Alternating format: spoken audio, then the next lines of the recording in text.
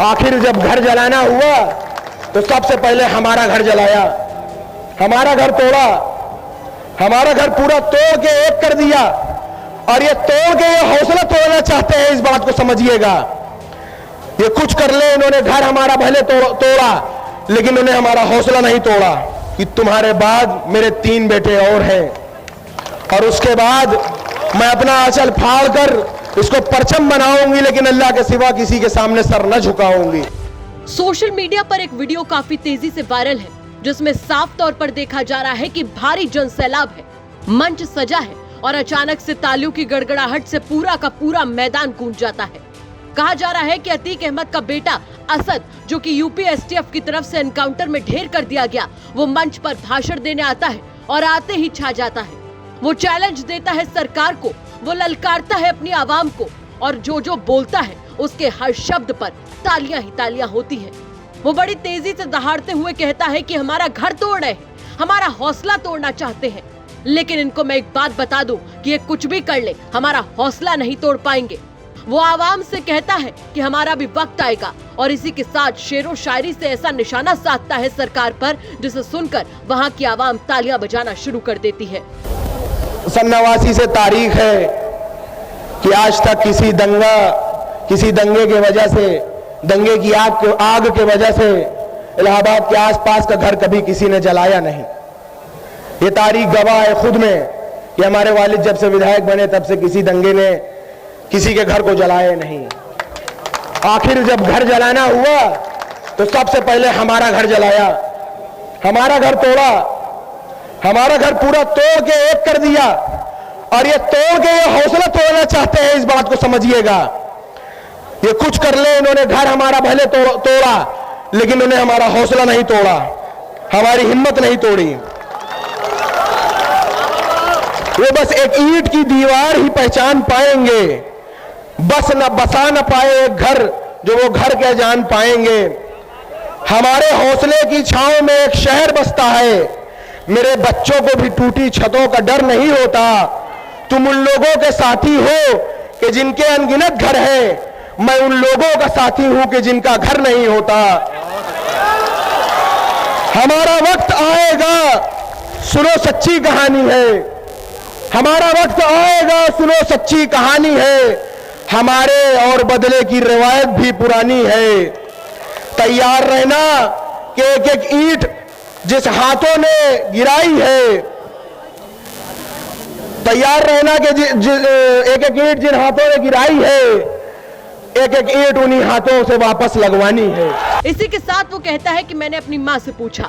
यहाँ वो शाइस्ता परवीन की ओर इशारा करता है कि आपको बुरा नहीं लगता कि आवाम की भलाई सोचने वाले पिता यानी अतीक अहमद, चाचा यानी अशरफ और बड़ा भाई यानी उमर जेल में है, और अगर कल को मुझे भी इस लड़ाई में शहीद होना पड़े तो आप आंसू तो नहीं बहाएंगी। जिस पर सुनिए वो आगे क्या बताता है।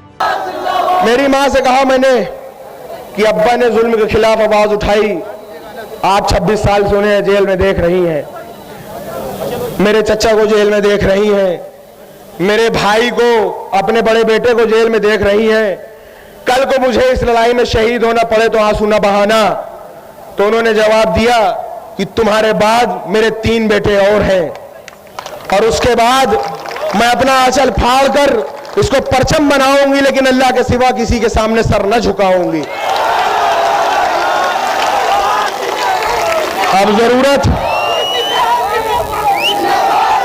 अब जरूरत हमें आपको है कि किसी की दलाली बाजारी न किया जाए, किसी का झंडा न उठाया जाए। झंडा उठाया जाए तो अपना झंडा उठाया जाए, बात की जाए तो अपनी बात की जाए, किसी और गैर की बात न की जाए। हमारे साथ अगर हक पे चलने वाले लोग हर तरीके से जुड़ने को तैयार हैं, तो हम वो लोग हैं जो हक के लिए जान दे सकते हैं, एक पल को नहीं सोचते। इसी के साथ वो बड़े ही रुआब से कहता है कि भले ही मैं अभी स्टूडेंट हूँ, लेकिन सियासत मेरे खून में है, और मछली के बच्चों को कभी तैरना नहीं सिखाया जाता। मुझे खुद बड़ा अजीब सा लग रहा है कि मैं आपका कल का बच्चा आकर इस मंच पर एक सियासी भाषण दे रहा हूं। मुझे एक झिझक थी कि जहां पर इतने बड़े बड़े सियासतदान मौजूद हो, जहां मैं अपने बुजुर्गों के बीच में हो जाऊं, हेलो वहां पर उनका कल का बच्चा एक क्या भाषण दे। हेलो हेलो हेलो लेकिन जैसा कि मैं एक सियासी घर में पैदा हुआ और बड़ा हुआ, जो कि मैं एक तालिबे इल्म हूं, अभी एक स्टूडेंट हूं, लेकिन सियासी माहौल में रहा। और एक बात कहा जाता है कि मछली के बच्चे को कभी तैरना नहीं सिखाया जाता।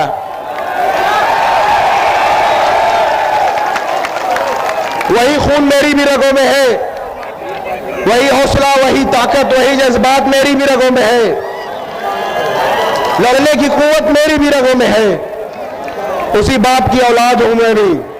वहीं अगर आपको याद होगा तो असद के एनकाउंटर पे असदुद्दीन ओवैसी काफी भड़कते हैं और इसे मजहब से जोड़ते हैं। तो इस पुराने वायरल हो रहे वीडियो में साफ देखा जा सकता है कि ओवैसी मंच पर बैठे हैं और जैसे कि बताया जा रहा है कि असद मंच पर मौजूद है। वो कहता है कि मेरे अब्बा साबरमती जेल में बंद है और वो मुझसे कहते हैं कि जेल में सुनने के लिए मुझे ओवैसी की स्पीच ला दो। तो जब अब्बा जेल में थे, अभी गुजरात जेल में पहुंचे, उनको महज 2 साल से वो जेल में है गुजरात में। तो जब से वो गुजरात जेल में है, वो 2 ही चीज लाने को कहते हैं। एक अर्तुगरुल की सीरीज ले आ दो, कहते हैं कि एक अर्तुगरुल की सीरीज ले आ दो और जनाब असदुद्दीन ओवैसी साहब की स्पीचेस ले आओ।